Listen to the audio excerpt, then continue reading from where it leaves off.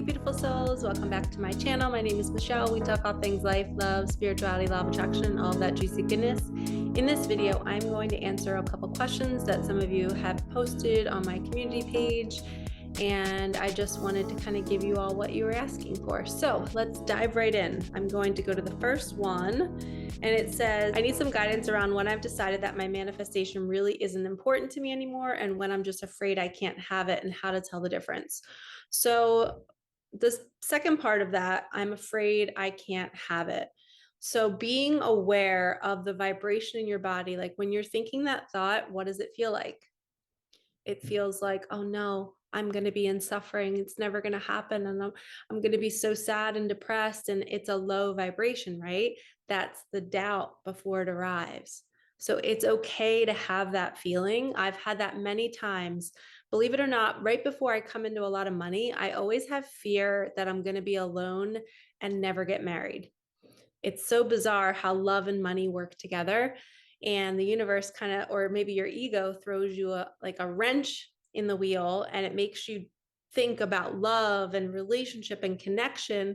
And the universe is about to drop a major money manifestation in your lap, but you're distracted right before it arrives because the universe doesn't want you to know when it's about to bring you your miracle because it wants to surprise you. So a lot of times for me, when I feel that I'm afraid I'm never going to get married, I'm going to be single forever, I'm not going to have kids anymore, I'm going to be so alone, I usually feel that fear and doubt right before money arrives.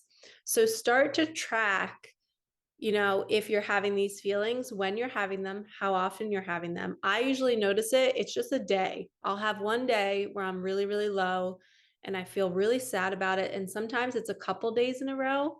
And that's when I know a bigger manifestation is coming. And then if it lasts for more than 2 or 3 days, then I know that it's my ego really messing with me and I got to get my shit together. I got to get myself out of the house. I got to go socialize and realize that's just my mind playing tricks on me.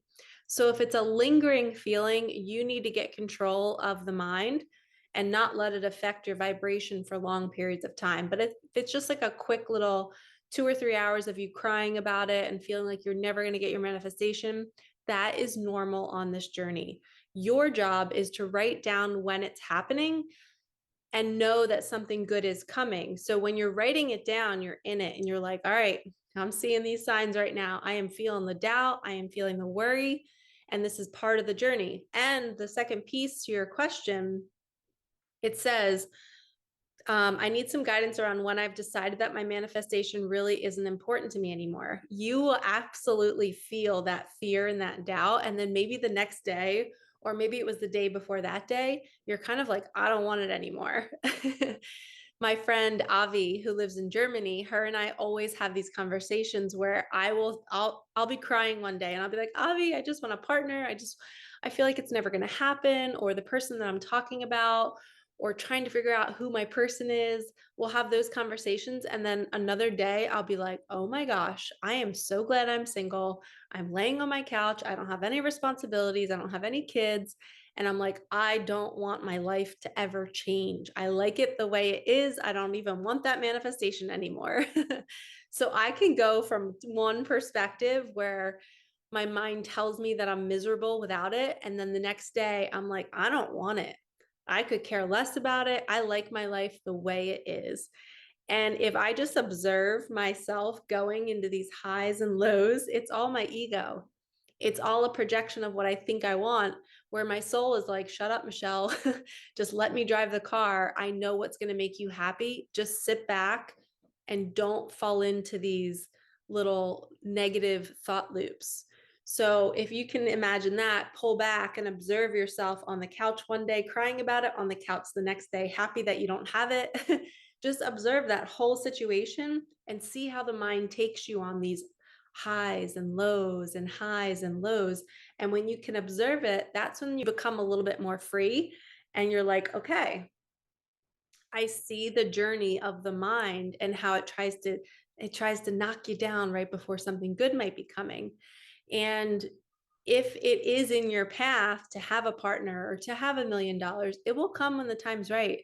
But I always say it won't come until you become the observer, until you are neutral while all of that is happening. That high and low, it's always going to happen. But when you can step back and be the observer, that means you're neutral. You're not allowing it to affect your vibration too much. Like I said, it's not going on for 5 or 6 days. You're stopping it after the second or third day and saying, no, I'm not choosing to think these thoughts, and I'm not going to stay super low for a long period of time, because life is now. And I'm going to appreciate being on my couch and not having any responsibilities, even though I might want that challenge in the future of having a family and raising kids and being exhausted. But for right now, let me just appreciate where I am, because I can't control it. So I hope this answered that question. There is a big difference between those two, between letting go of it and being like, okay, I don't care if it arrives. And usually that's when it drops in, or somebody asks you out on a date right when you don't want to be dating. That always happens with people. And also with me, anytime I come into money, I'm always focused on the relationship piece of my life. And I always get so upset thinking it's never going to arrive. And then money drops in. And then when the money's here, I'm like, oh, I don't need a partner. This is great. I'm taken care of by the universe. I can provide for myself. And life becomes fun in a different way after that. So, understanding the difference between the two, not wanting your manifestation and then letting it go. Yes, they can come after you feel both of those. So it's almost normal to feel both of those on different days. Sometimes you could feel it in the same day, and just observe the ego and how it's thinking these thoughts, and that your vibration changes in the process. Okay. All right. Next question. All right. How do I know when it's about to arrive, when I've had that feeling like it's about to arrive many times and nothing has ever showed up? Okay. So again, we don't know when we are fully prepared to receive, because the universe prepares our nervous system, it prepares our belief system. We have to be the person that can hold the desire. Otherwise, you hear about some people who win the lottery and they quickly blow it, or they get in trouble with the law shortly after, or somebody robs them. That's because their energetic system is literally pushing away, because internally maybe they're not believing they're worthy of it. So they've now manifested these unlikely, unwanted circumstances that are proven that they're not allowed to keep the money. It's proving it to be true. So we have to first, if you're somebody that is manifesting a large sum of money or a job opportunity or something and it's not arriving, maybe the universe is telling you that your energetic system is not ready for it yet. So what I like to say is write down your beliefs around this desire. If you are manifesting the lottery, have you really thought about whatever state or country you live in? Are you going to have to remain anonymous? Do you have to claim it publicly? Are you scared of what will happen when you do that? Are you scared of the people that will come out of the woodwork asking you for money? Do you know what to do with the actual ticket when you get it? Do you know where to go, who to talk to? What are you actually going to do with the money? Are you going to get a lawyer, an accountant? There's so much to think about when we are gifted a wonderful gift of money. But my mindset is, I'm going to do the preparation ahead of time. I'm going to make sure that I have an accountant, a lawyer. I'm going to ask people as if the money's already here. I'm going to look up, where do I go if I win the lottery? I know in New Jersey, we don't have to claim it publicly. So I would stay completely private. I probably would not even share it with all of you. And that would be so hard, because I teach it for a living and I'd really want to share it. But I'd probably wait like a year or so to really let it myself enjoy it, and not allow other people's thoughts into my vibration and into my world of receiving that wonderful gift. So I have it planned out in my head. Do you? When we prepare our energy system for a manifestation, we are telling the universe that we're ready. We're telling the universe, I already know it's coming. I expect it to come. And I've already taken action to plan and to figure out what I'm going to do with it. Who am I going to talk to? How am I going to protect myself? How am I going to open up my arms to receive it and keep it?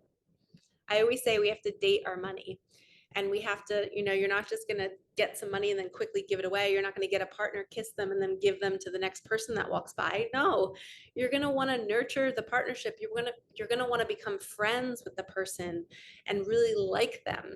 So how do we befriend our money? We take care of it. We plan for it. We nurture where it goes. Are we going to put it in a savings? Are we going to allow it to grow somewhere? So you're literally treating it like it's a loved one, because it's giving you experiences in life. It's fueling your body. It's giving you food. It's giving you a car. It's giving you shelter. Why wouldn't you take money and just hold it and keep it and want to grow it? Really think about your beliefs around money and your beliefs around partnership. If you don't think you're worthy of having your desire, you will energetically sabotage it. And we do not want you to be one of those stories. We want you to be somebody who receives it and keeps it. So if it's not arriving and you keep getting these feelings like it's coming, it's coming, it's coming, and then nothing shows up, there is still something blocking you. And it's maybe because you haven't become the person that's ready to receive it. I still think I am so ready to receive a large sum of money. And I've received $150,000, $30,000, $25,000. I've received these large amounts, but 4 years ago, I was thinking I was ready back then. And I was nowhere near ready. I did not learn the lessons that I've learned recently in the last year. And a lot of times it's because I was still at a job that I wasn't supposed to be at. The universe was not going to bring the money until I left that job. I was still interacting with people. I was still making a plan in my journal of who I was going to give it to if I won the lottery or if I came into a lot of money. I had a list of people that I was going to help. And guess what? 4 years later, all of those people are not in my life anymore. So I would have given the money to the wrong people. Those people played me. They were not down for me. They were not here for me. They wanted to ride my energy. They wanted to just, I'm a generator in the human design. I don't know if you all know what your human design is, but I'm a generator. And a lot of times I have to be careful about who I share my energy with and my time with, because a lot of times they are just really getting high off the energy that I generate and produce. And it's not so much me as a person, it's the energy.